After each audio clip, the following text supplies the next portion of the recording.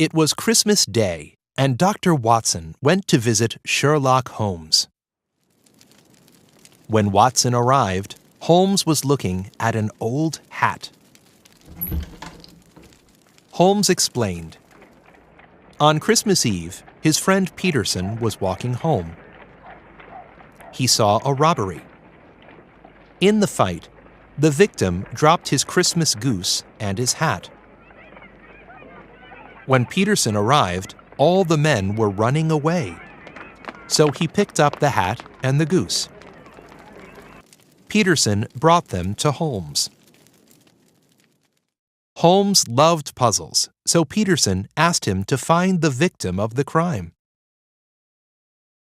Holmes told Peterson to go away and eat the goose.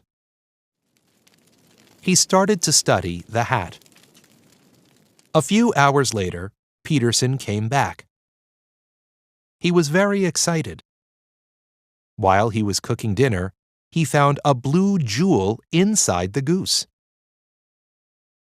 He showed it to Holmes, who recognized the jewel immediately. It was the famous blue carbuncle. It was stolen from a countess who was a guest at the Hotel Cosmopolitan before Christmas. Holmes was curious. He put an advertisement in the newspapers to find the man who lost his goose and hat. Henry Baker answered the advertisement. Holmes gave him his hat and also a new goose because Peterson had eaten the first goose. Baker was happy to have any goose.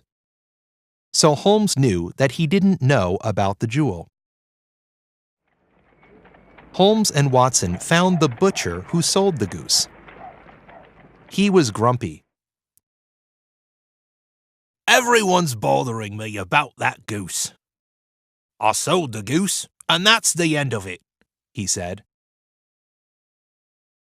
While Holmes and Watson were walking away, a tall man arrived.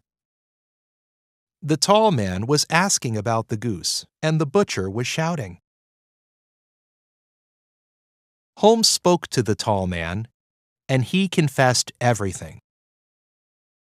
He used to work at the Hotel Cosmopolitan. He stole the jewel from a countess. Then he ran away. He was scared, and he hid the jewel in a goose. But then he lost the goose. I'm sorry I stole the jewel, said the tall man. Holmes listened, and then he told the man to go.